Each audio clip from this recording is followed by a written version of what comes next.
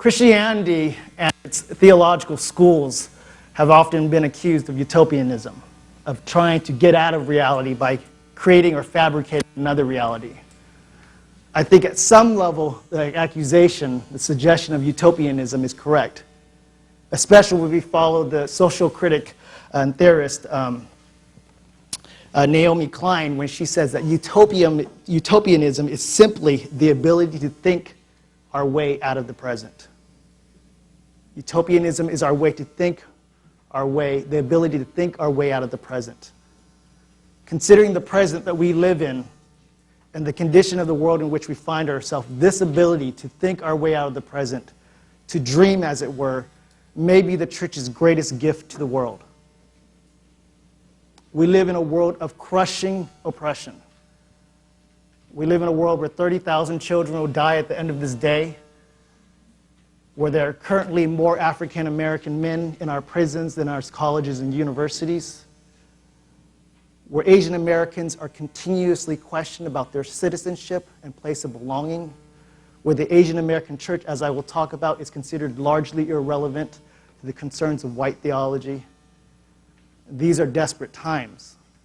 As Hannah Arendt says, these times can be characterized by the description, the burden of our time, a time ruled by totalitarianism. One of the great threats of totalitarianism, of course, is that it crushes and leaves out and disappears and destroys alternative ways of dreaming and hoping. What this world needs are alternative ways of dreaming and hoping. To dream our way out of the present and to a new set of possibilities. What is especially important about this for Christianity, of course, is that is what we do. The church is God's dream for the world. The way God makes himself visible in a world as crushing as ours. We need to always remember that Christianity isn't Christianity, and you Christians don't do amazing things because your expectation is that the world will come to an end. But rather, you live the amazing lives you live because you believe in Christ the world has come to an end. And we are simply witnesses to this amazing set of realities called the gospel of Jesus Christ. Over the next 2 days, our hope is simply that we would dream together and to dream beyond the confines of a world that would otherwise crush our ability to dream and to laugh and to hope together. Over the next 2 days, I want to talk about the single most important issue I believe is facing the Asian American church, and that is its future. Today's talk is entitled Why Asian American Christianity Has No Future, and tomorrow's talk is entitled Why Asian American Christianity is the Future. It is certainly a goofy academic thing to say that the greatest challenge to any community is the future, for of course, the future is always the greatest concern of any moral community. But when I say the future is the greatest challenge facing the Asian American church, I do not mean simply what will happen to it. Will it survive? How will it grow? So on and so forth. Of course, these are questions that demand the attention of our pastors, our ministry, and seminary leaders. But by future, I mean something far more specific. When I say the future is the issue facing the Asian American church, I mean that because of its current identity, its constitution, its historical development, and its likely trajectory, I wonder how it is that the Asian American church will survive into the future, or whether it will or whether it will not. And whether that which survives will continue to be faithful to its very unique set of callings. What makes me worry that the Asian American church has no future? Is it because the church isn't coming up with innovative new ministries? Is it because it isn't developing a new core set of leaders and vision? Is it because it hasn't renovated its buildings or updated its technology or changed its worship styles to fit the new emerging context of late modern capitalism? That it hasn't kept pace with the internet revolution or globalization? Do I worry that the Asian American church is not concerned with the future enough and therefore does not have a future? No. My fear is not that the Asian American church has no future, that it has no concern for the future, that is not concerned enough for the future. That isn't my concern, but rather my concern is that the church's interests are so focused on the future that it has little concern for the past. It simply lacks a past sufficient for its survival. In recent years, as the Asian American church has emerged from the Asian church in America, it has become so enamored with a certain kind of future, a certain kind of survival, so interested in the innovation of new things, new worship, new buildings, new pews, new styles, that has relinquished the best parts of itself in order to purchase a future that will prove disproportionate to its unique calling. It has traded in its past, its history, its constitution as a tradition, and in doing so has left behind the resources that it, like any good moral tradition, needs to survive faithfully into the future. More importantly, the problem with leaving behind your past is that the past is the only record Christians have that God will be faithful to us into the future. The Bible is the church's living memory of God's faithfulness. Only by attuning our lives to it do we have the future. Do we know what the future holds, what kind of futures are good for us, and that we have a future at all. For Christians, the past is not just the past, but the ever-present reminder that the God of the past is with us in the present and will make possible for us a future. The noted political theorist Hannah Arendt believed that any moral community exists at each moment between past and future. It is in this instance, in the fragile and always vanishing moment between past and future, that a community determines itself from the past and into the future. According to Arendt, the past bestows a community the resources to know how to negotiate the unknowable future, to chart a course when the present is always vanishing. It is by the past that one generation passes on to the next generation a viable future for its children. Without the past, no community can go on.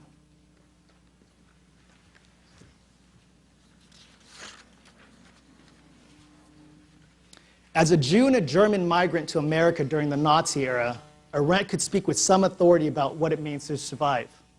As a Jew, she understood well that the past and the past many testaments to God provided a community the courage to imagine a future, even in the darkest present.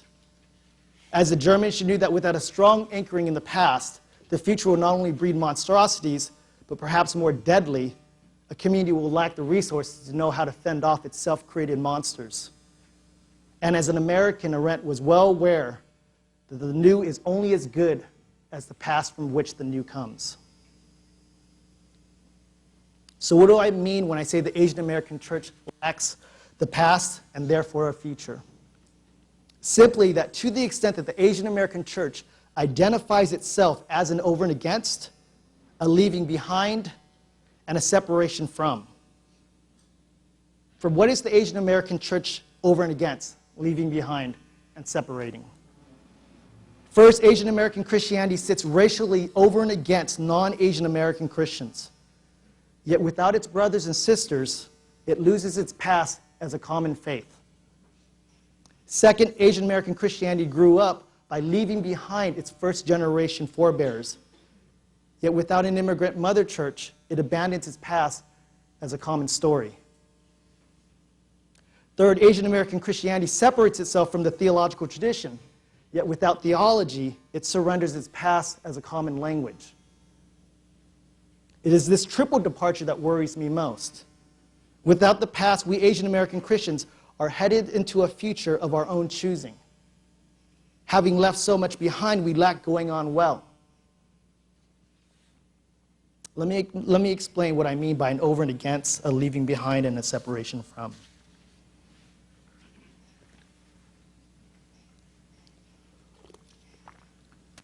An over and against. To be American is to be racialized. To come to America, then, is to enter into the uniquely American experience of racialization. To be understood as a race American, African American, Mexican American, Asian American.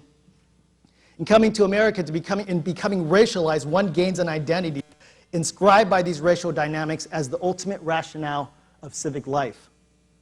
This is what the Ugandan priest and theologian Emmanuel Katongole meant when he said, "I didn't know I was black until I came to America." To be American, then, is to think like a race American.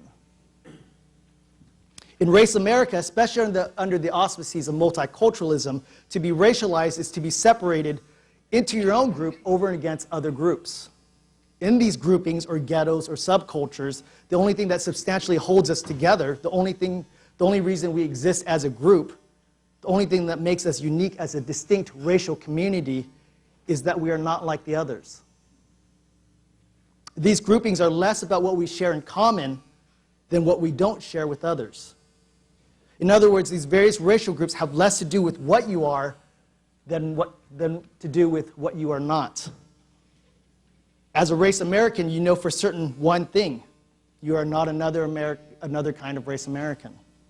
As an Asian American, you know you're not an African American, a white American, or a Mexican American.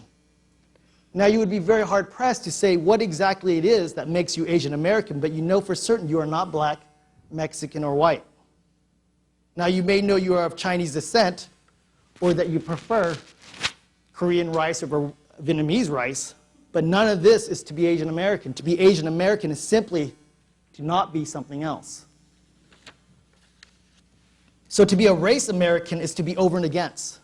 And if that's the case, then what exactly are we as Asian Americans over and against? Most directly, we are over and against Asians. We're ethnically Asian, but culturally Asian American, and hence define ourselves over and against the experiences, histories, cultures, practices, and languages of first-generation Asian immigrant people. While we are the children of immigrants, we ourselves did not go through the process of immigration. Though we may speak Asian languages, we do not conceptualize the world through those linguistic habits.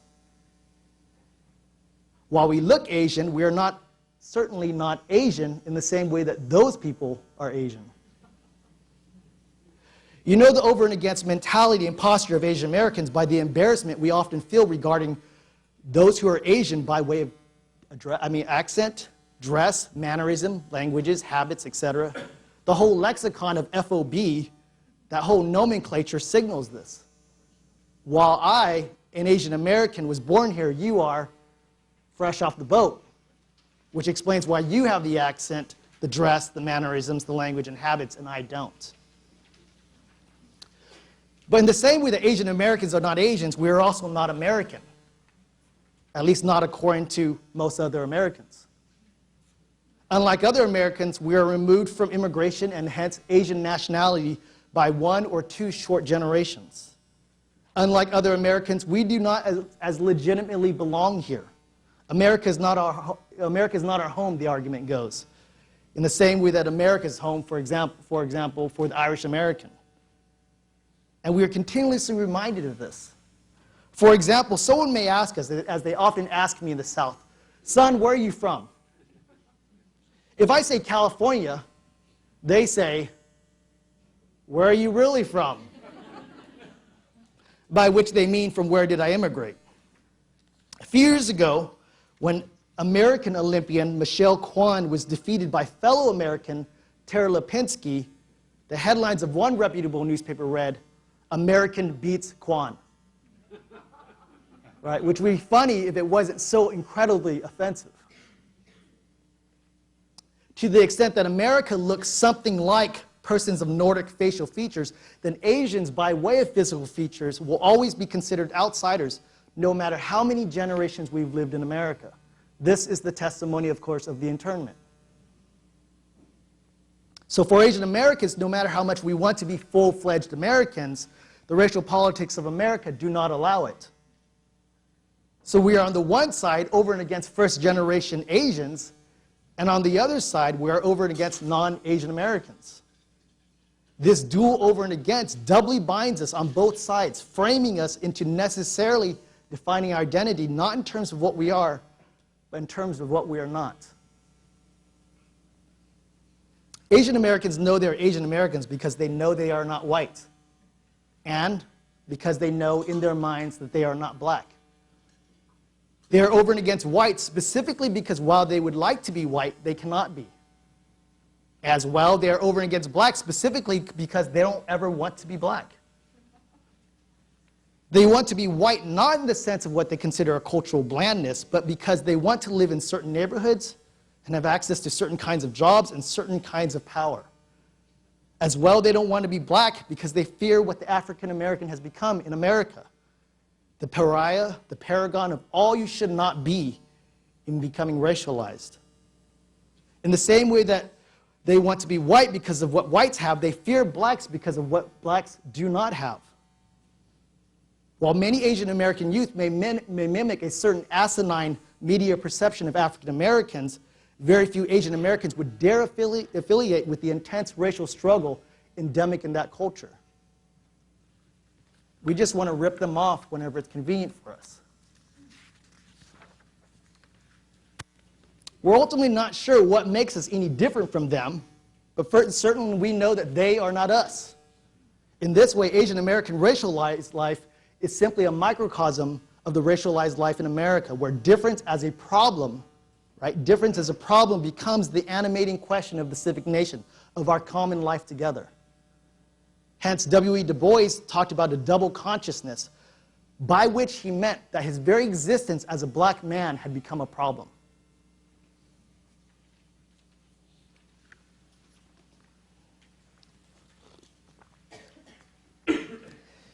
In his magnificent history of immigration and what he calls the alchemy of race, Yale historian Matthew Fry Jacobson describes the 20th century in terms of two simultaneous racial developments. Prior to the 20th century, there had been a ranking of Europeans such that whiteness and its encodings for power and privilege was reserved for Anglo-Saxons and denied to the likes of Eastern Europeans and Jews. However, in the 20th century, there emerged what Jacobson calls multi-ethnic pan-whiteness, that now imagined whiteness inclusive of even Eastern Europeans and Jews. This pan-whiteness did require, as a prerequisite, that those who desired to become white first do two things. First, they had to shed identity markers in ways that made them not white. For example, using whitening cosmetics to hide skin colors of the Eastern European, or discarding the ethnic practices of Jews and their religious beliefs. Second, they had to perpetuate acts of discrimination and violence against non-whites in order to prove they had become white. In other words, shedding of ethnic identity and committing violence against non-whites purchased one's passage into whiteness. This led to a second development for Jacobson.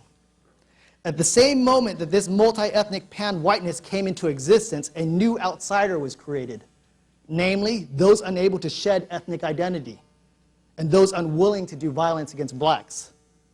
The allowance of the passage into whiteness simultaneously placed an albatross upon those unable to pass into whiteness.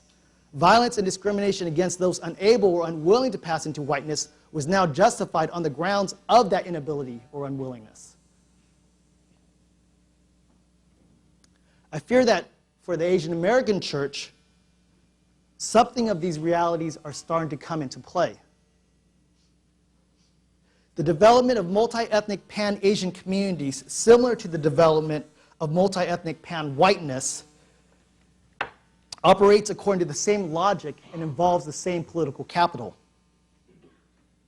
Asian Americans prove they are Asian Americans over against Asians by shedding Asian markers. For example, by working as hard as possible to get rid of their Asian accents. The goal here is to free yourselves of anything that marks you as distinctively ethnic. I think here of one of my former students, Yen Huang, a young Vietnamese American woman. Recently, Yen changed her name to Kimberly because she was told constantly that Yen was a difficult name to pronounce. So now she is Kimberly Huang. Well, Yen, now Kimberly, was also recently engaged. And her fiancé's last name is Dill.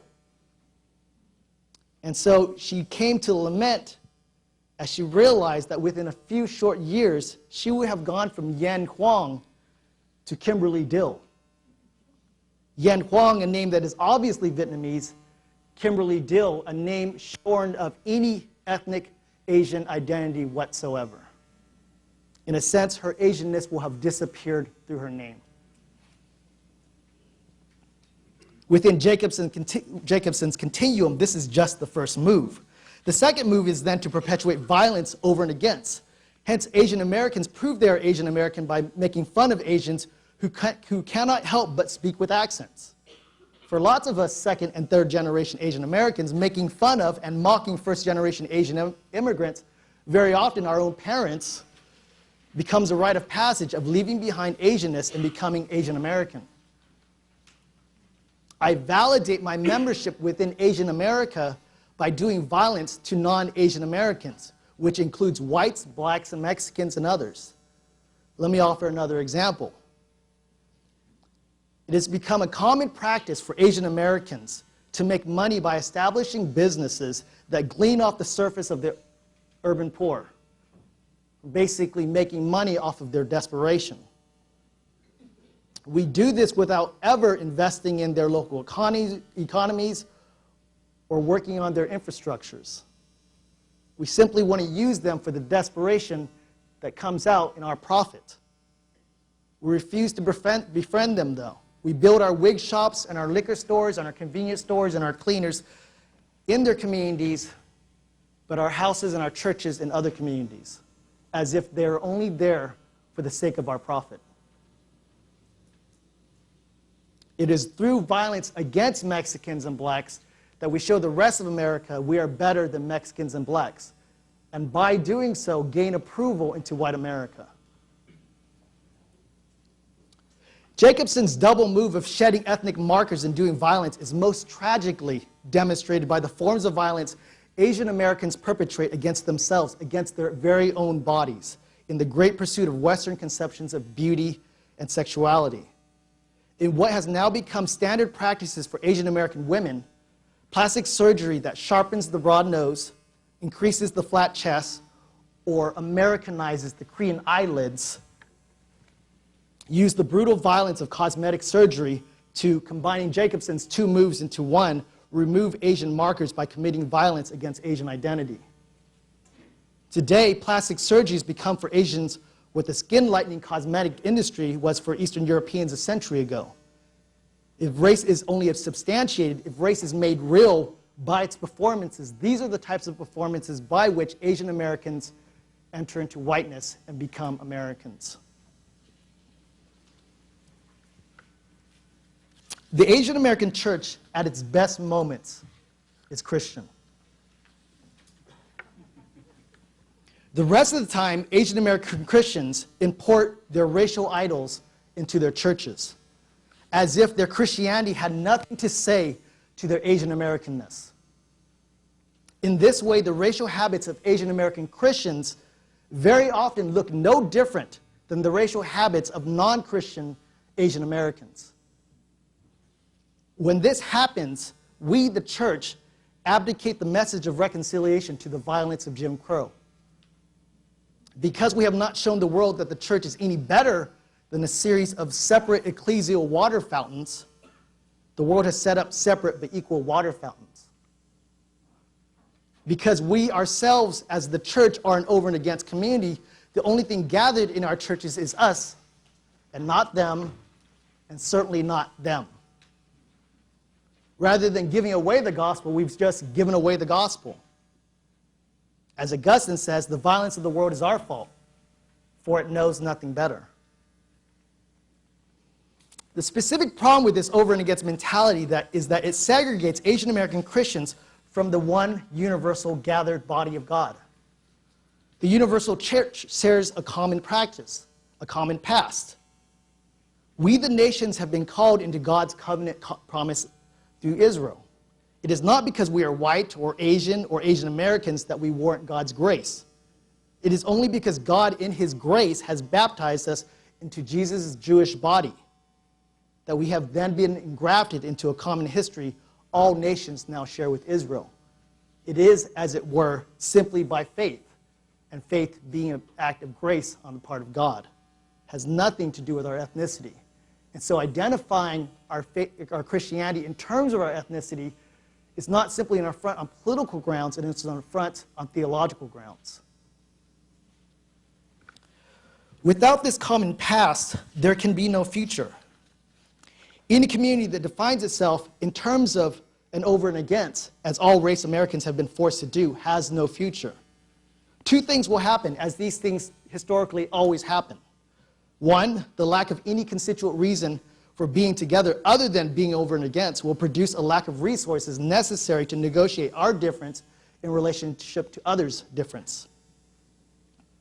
We will turn increasingly internal, becoming so enamored and self-interested with ourselves as to implode upon the decadence of our own racial singularity. Or secondly, we will do what all other racialized communities unable to negotiate their difference do.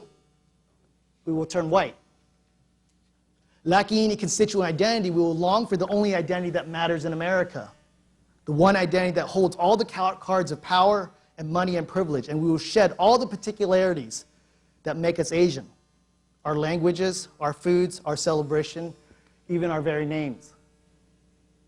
We will sacrifice our color at the altar of whiteness. Either way, in this terrible but frighteningly near future, the Asian American church will simultaneously cease to be Asian American and cease to be church.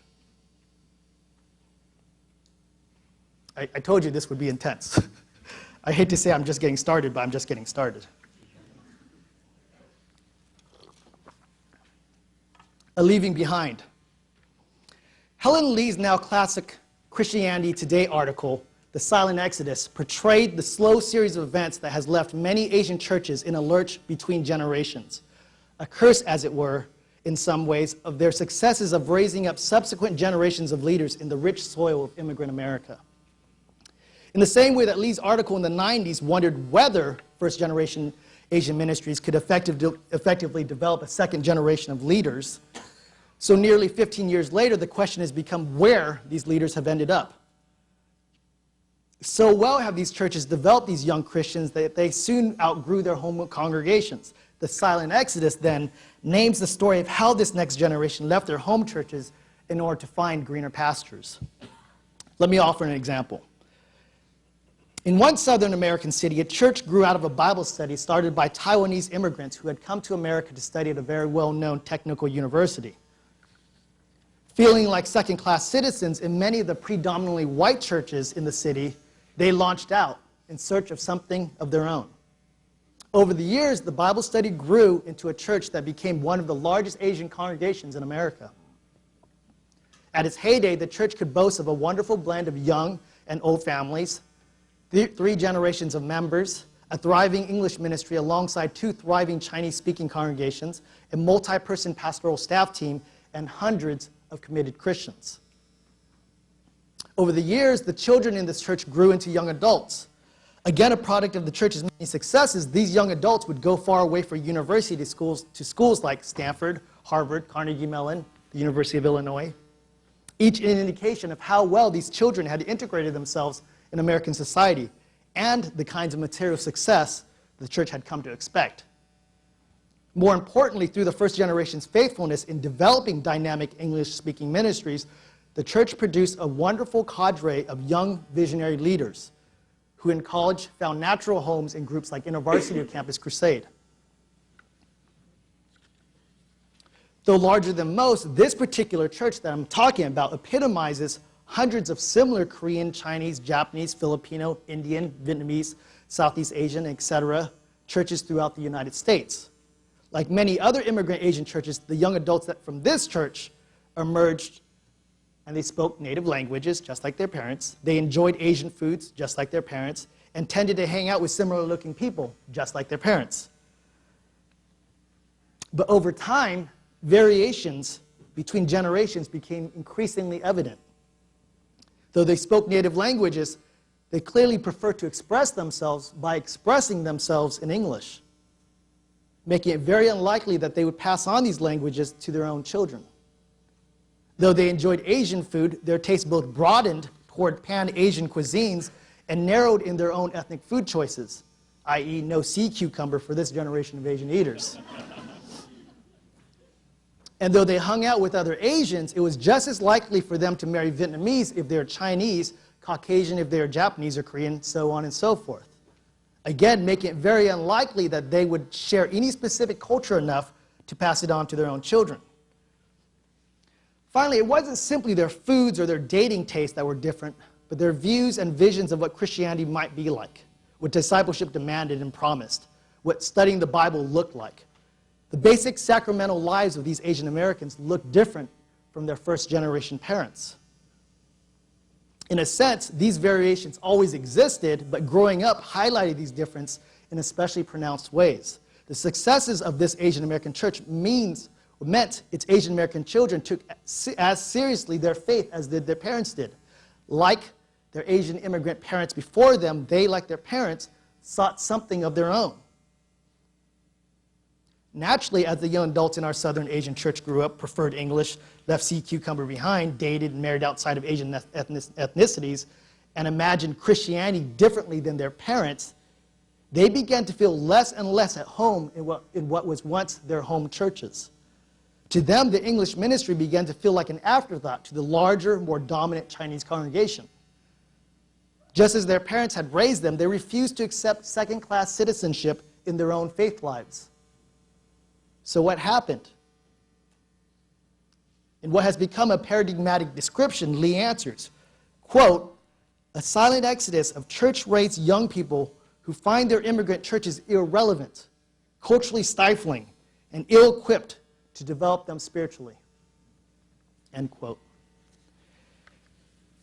These young adults left often to find new church homes in culturally sensitive Caucasian churches, sometimes in Pan-Asian versions of megachurches, and sometimes in no churches at all.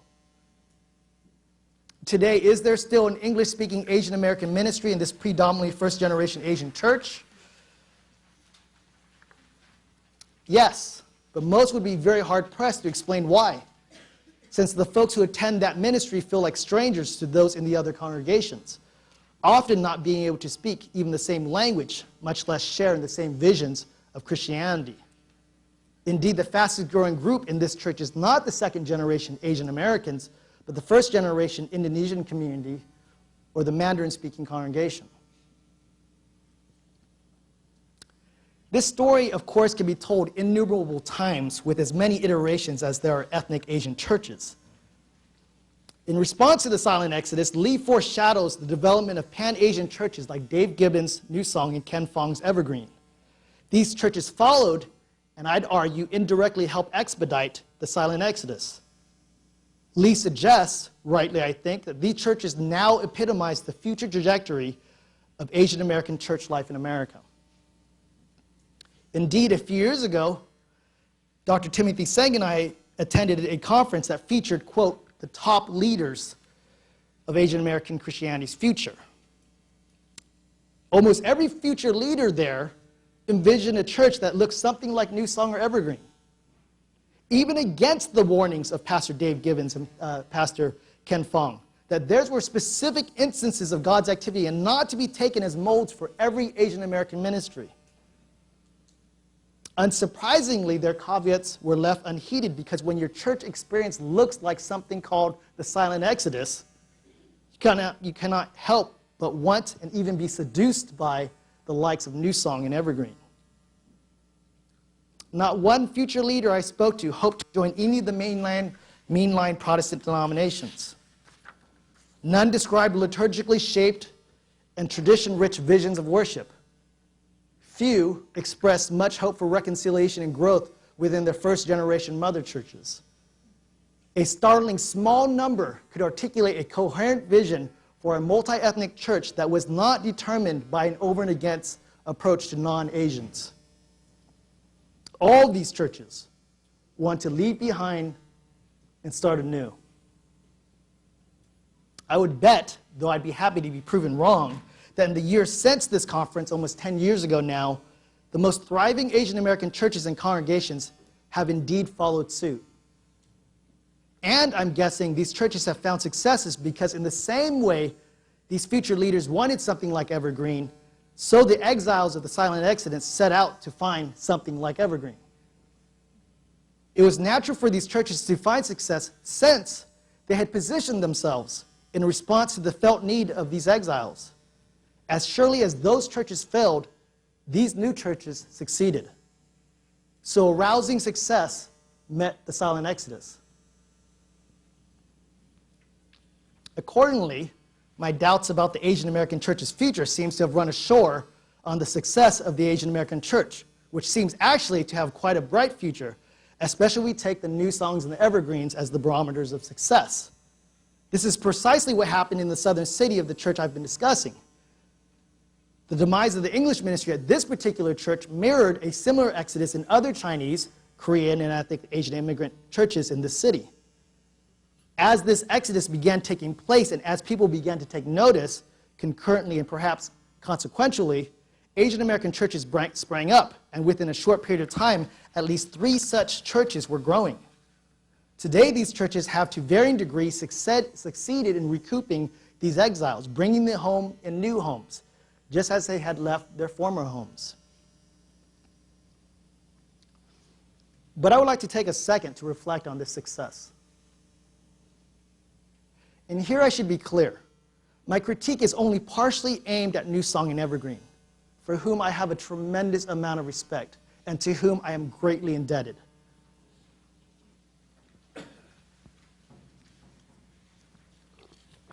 My critique is at least partially aimed in their direction for 2 reasons. First, because these specific churches have become arguably the greatest influence upon the development of the larger Asian American church in America. Second, because these churches are our future, and because they do exemplify the trajectory of Asian American Christianity, and as exemplary, deserve our sustained attention and consideration, which includes our criticism. It is to honor, not to dishonor, these churches that I offer critique, for it is an indication of how seriously I and we need to take these ministries and their leaders. Still, my critique is not aimed only at these churches because I take these churches themselves to be only emblematic of larger concerns confronting all Asian American Christians. In other words, the New Songs and Evergreens were not the cause of the exodus, but themselves casualties of it. I tell the story of this Southern Asian church in order to offer an example of how these processes were already underway long before New Song and Evergreen ever showed up. These churches, like many of us, are only doing their best and represent, I believe, our most hopeful responses we have to the many paradoxes that grip Asian American Christianity. My concerns follow what I suggested at the outset of this lecture. Can Asian American churches do well considering what they've left behind? If they order their lives by first leaving behind their past, what gets lost in the transition? Let me repeat that. If they order their lives by first leaving behind the past, what gets lost in the transition? My sense is that these churches and the new generation of Asian American Christian leadership wants Exodus to leave behind their first generation Asian mother churches without the many losses of Exodus. And this cannot be, for the scriptures tell us that Exodus is fraught with loss, with tragedy, with mourning, and the many casualties of forgetting.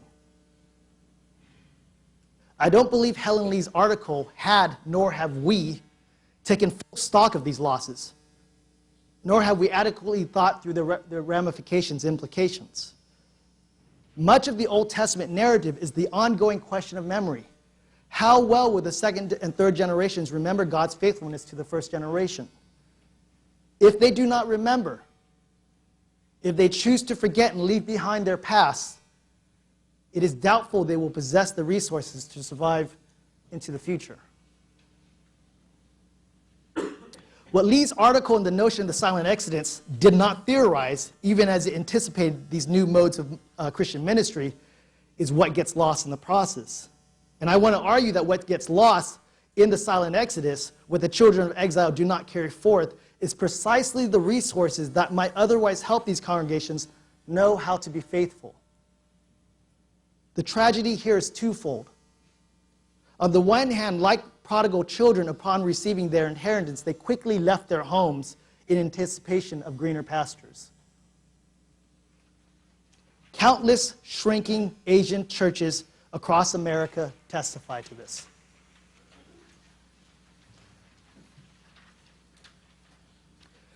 Rather than enjoying in the hard work of generational reconciliation, rather than lean into the boundless reservoirs of wisdom these first-generation congregations possess, we second and third-generation Asian Americans have traded in our unassuming, old-fashioned, behind-the-time, old world, but faithful Asian churches for the boisterous, sexy, loud, smash-and-grab churches of the next generation of Christianity. I will admit, our parents dress poorly. They speak through thick, often incomprehensible accents. They lack the requisite sense of humor to understand why Adam Sandler is a funny guy. Having first-generation Asian American Christians around is not, in other words, effective church growth strategy. To be sure, much of the blame can be laid at the feet of their first generation for their unwillingness to accommodate the Spirit's new work in the next generation. To the extent that the first generation failed to fully invest in its children felt put out enough that they had to leave. But they could have stayed. They could have stayed. They could have struggled the way the church has always struggled in all of its long history from one generation to the next. They could have imagined life not in the terms of America's rugged individualism, but in the terms of the kingdom, which demands and promises that in the last days, your young women will see visions and your old men will dream dreams. A prophecy itself passed on from one generation to the next. That staying rather than leaving is possible is testified by the thousands of Asian American Christians who have decided to stay with rather than leave behind their first generation Asian churches. Even though those churches are old-fashioned, behind the times, even though the leaders of those churches don't dress well, don't laugh at Adam Sandler, and very often do not accommodate the Spirit's work in the lives of their children. Why have they stayed? I have no idea. But to guess, somehow, they thought it was the right thing to do. Somehow they believed that while old Asian immigrant Christians and churches were not effective church growth strategy, their lives did have something to say about the goodness of the gospel. And this gets to the second part of the double tragedy. Not only were the mother churches left behind when the second and third generation left, what was also lost was the ability to see that loss.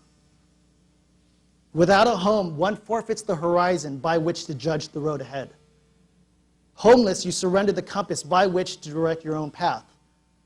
Without a home, you have no alternative but to leave. When you give up the generation that produced you, you also give up the grounds by which you are able to see well, to morally understand what is happening, to pay heed to the realities around you.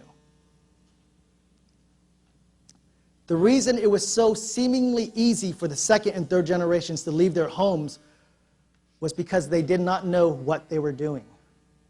For how could they? Since in leaving, they left behind their ability to do so.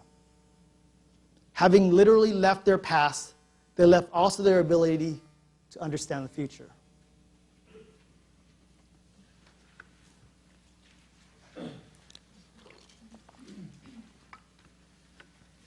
The separation from. One reason we have not taken stock of the losses of the silent exodus and their implications for the newly emerging Asian American church is that we feel neither the inclination to do so, nor do we have the resources to know how to take stock, even if we wanted to. Instead of those resources, which I will call theological, I see running through these emerging churches the discourse of what the philosopher Alistair McIntyre called the goods of efficiency, or put simply, the how-to guides derived from the importation of business and entrepreneurial enterprises into ecclesial life. Put simply, the operating model of many emerging Asian American churches is the operating model of business. This business approach relies on what McIntyre calls the goods of efficiency, and takes as its primary registers questions bestowed and inherited by, and I'd argue, imposed upon church life as it was gleaned from the business world, i.e. the world of profit, property, and possessions. It's my observation that the market capitalism is the primary ethos running through the Asian American church. To be sure, Christianity has never been completely devoid of the kinds of practical concerns the market deals with on a regular basis. For example, in Acts 6, we see as one of the first official duties of the New Testament church the question of properly apportioning adequate resources for widows of martyrs who had died for the faith. The allocation of deacons for this purpose then and now is mutually within the province of the church and business practices. However, I'd say that there is now a marked difference. In Stephen's day, the first church leader appointed to allocate resources for the widows, the goods of efficiency were measured against the goods of faithfulness. Prior to the onslaught of capitalism, faithfulness measured effectiveness, and something effective could be rejected if it was considered unfaithful. Today, as the discourse of business has become our ruling paradigm, the goods of efficiency have become the goods of faithfulness. So that faithfulness today is almost exclusively measured by effectiveness. Within McIntyre's argument, the church only has two options once it has surrendered the goods of faithfulness to the goods of efficiency, namely the managerial and the therapeutic. The church becomes a manager of individual desires, optimizing individual lives in order to achieve their own determined ends, and offering therapies when those ends fail to provide the promised happiness. However, as manager and therapist, at no time is the church in a position to challenge, reorder, or reject the ends individuals so choose for themselves.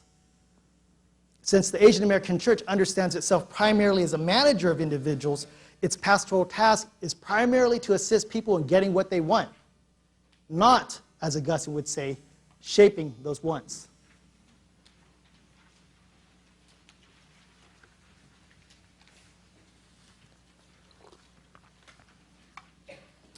I see this everywhere in Asian American Christian life, where the demands and promises of discipleship to the Lordship of Christ has given way to the priority of the self-serving, self-interested, and self-diminished self. This is not to say that selves produced in these congregations don't do good things, such as homeless ministries and quiet times. It's more that goods such as homeless ministries and quiet times have been themselves instrumentalized for the self-satisfaction. Of course, none of this is unique to the Asian American church. But I would say that Asian American Christians who garner the highest per capita incomes in America through their almost maniacal fixations with higher education are especially vulnerable to conflating the gospel with the false promises of the American dream. Especially with their difficult histories of immigration and assimilation, Asian Americans, I believe, have a hard time distinguishing discipleship from upward mobility. Their churches, in turn, cannot help but endorse and even encourage this mindset, and so cannot help but see themselves as managers and therapists of this mobility. Here you see the colluding effects of the losses that accrue with the leaving behind and the over against. Since the Asian American church has torn itself away from its first generation forebears and set itself over and against non-Asian American Christians, it has surrendered the sources of its moral deliberation, its traditions of truthfulness, its memories of God's faithfulness. Alone and isolated, it has only itself to adjudicate the future. When you have no past by which to make a decision and no other communities by which to interpret the world, then the unknown future determines everything that you do. And hence it will be solely for the sake of the future, namely for the sake of survival of the present into the future, that one has to make decisions. This is what happens when the church separates itself from theology. The incarnational nature of Christian ministry means that context really matters. Part of the task of theology is to contextualize context, to situate any particular church in its particular context upon the larger context of God's providential care of history, and conversely, to contextualize what God is doing within the context of any particular church. Theology helps us see what we're doing by helping us see what God is doing. Without theology, we have no idea what we're doing, what we've done, and what we should do. I have been told in no uncertain terms that the particular questions as a Christian theologian that I ask are simply of no help to the current plight of the Asian American church, which requires, according to this opinion, practical, not theoretical assistance. I would disagree with the notion that theology is simply theoretical. Remember that the controversies over orthodoxy in patristic literature were arguments about practical concerns such as salvation, worship, and church leadership. Still, the accusation about theology is the suggestion that theology is sequestered in ivory towers, that the only people for whom theology is important is theologians. In contrast, the argument goes, the Asian American church is busy dealing with real matters in the real world. The implication is also clear. It doesn't matter, for example, if you get the Trinity right or wrong in thinking through issues like the flow of worship or developing a real cool small group ministry. Such arguments are legitimated, I am told, by the further claim that seminary is the worst place you can go if you want to learn how to grow a church. Sorry, President Mao, I'm just conveying.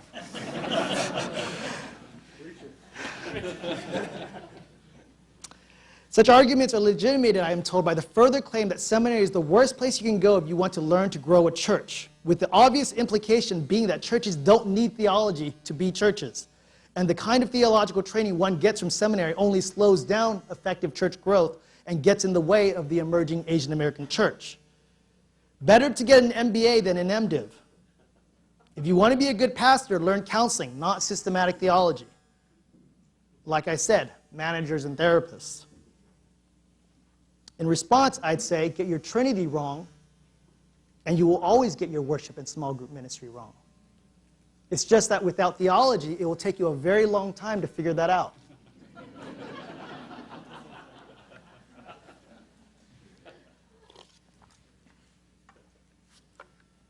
Theology is the time God has given the church to talk about God, in order that the church would not be ruled by efficiency, but worship.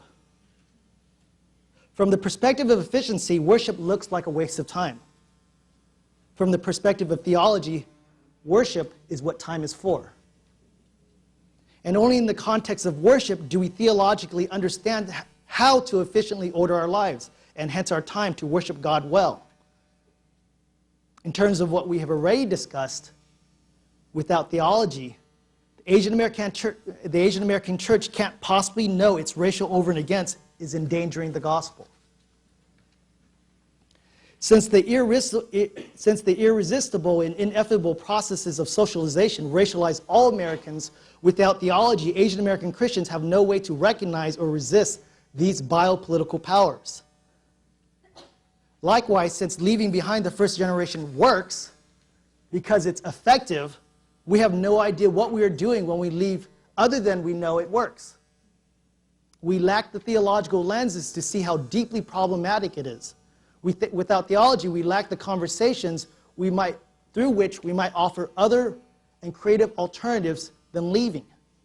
The problem with leaving isn't simply that it only works on the notion of efficiency. The problem with leaving is it gives us no other alternatives but to leave. Already positioned over and against and leaving behind, separating ourselves from theology allows us to do very little work at these critical intersections.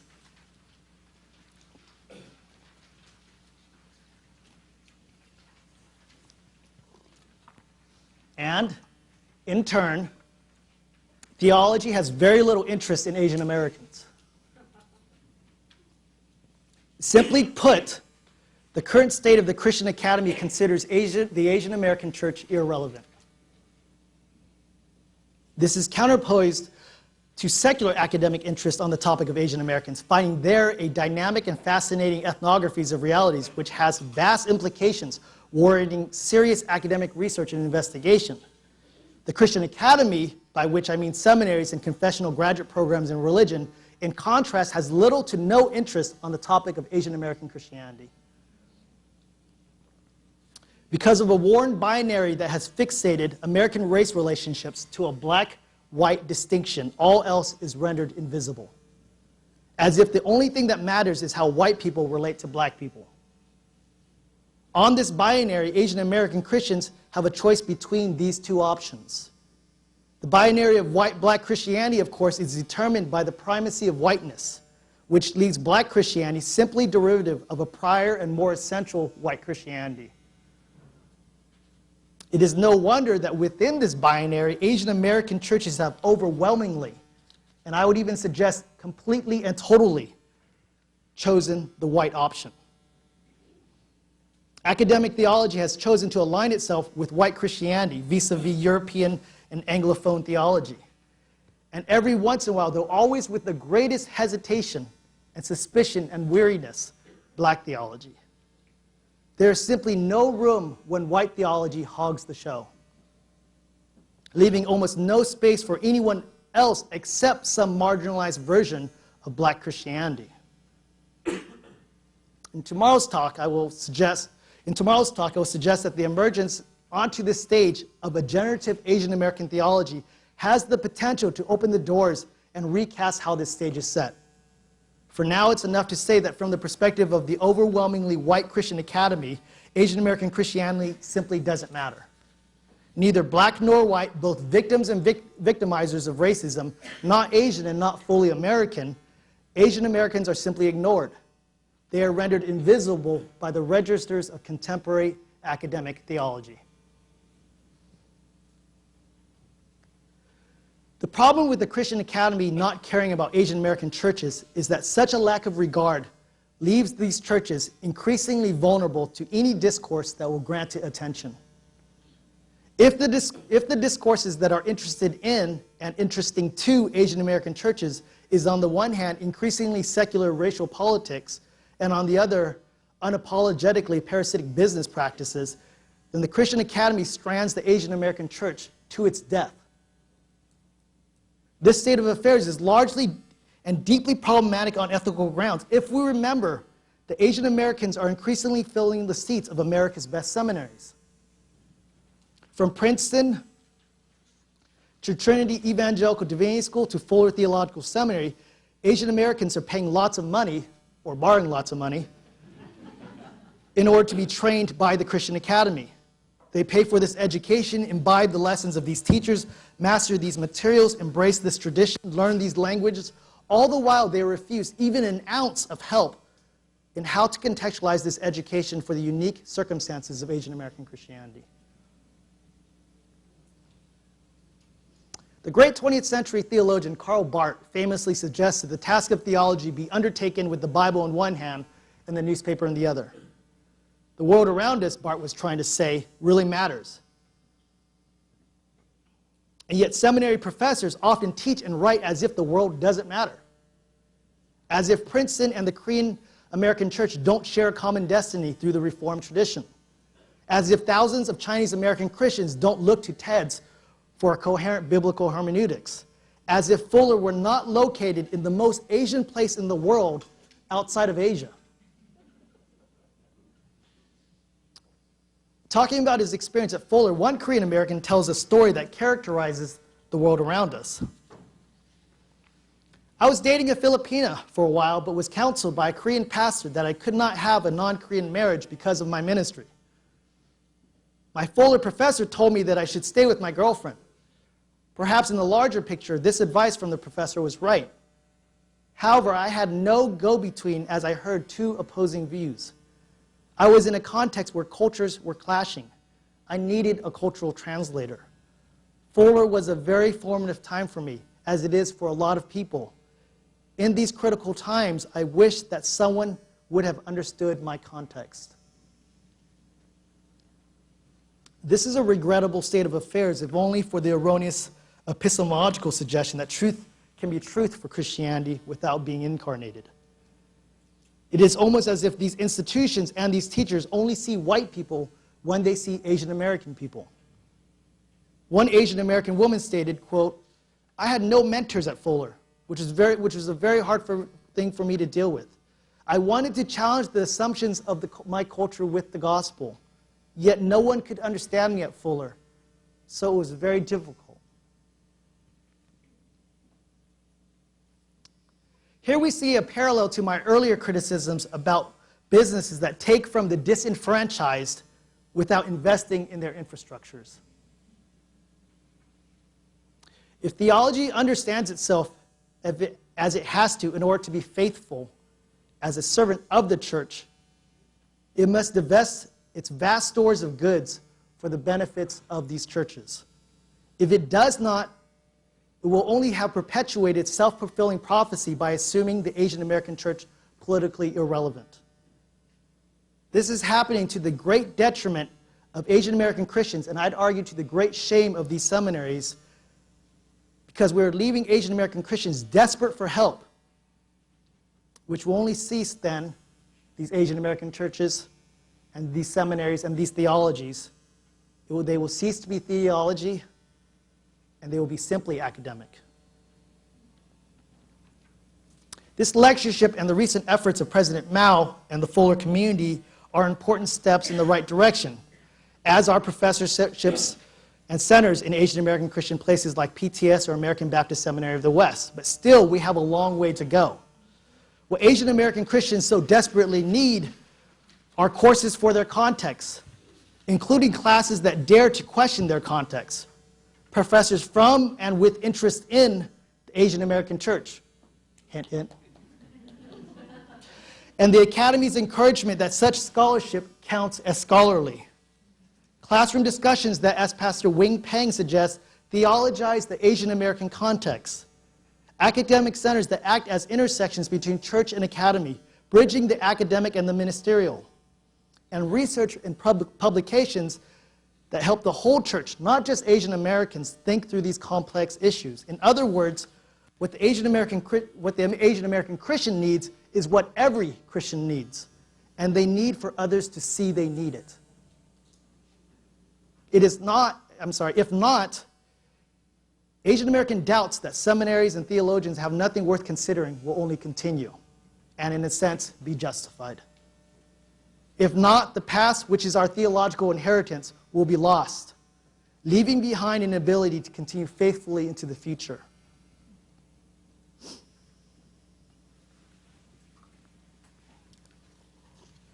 Hopefully, I've shown why the over and against has no future, why the leaving behind has no future, why the separation from has no future, and why these dynamics bode ill for the future of the Asian American church. It is the collective consequences of these three departures from the past that worries me most. I fear that they are contributing to an interwoven deterioration of the most basic constitution necessary for any Christian community to remain Christian.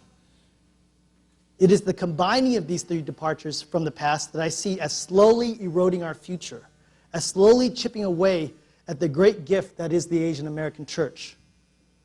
Just as today I discussed why the Asian American church or Christianity has no future, tomorrow I turn to why the Asian American church and Christianity is the future. Thank you. I look forward to the panel's response.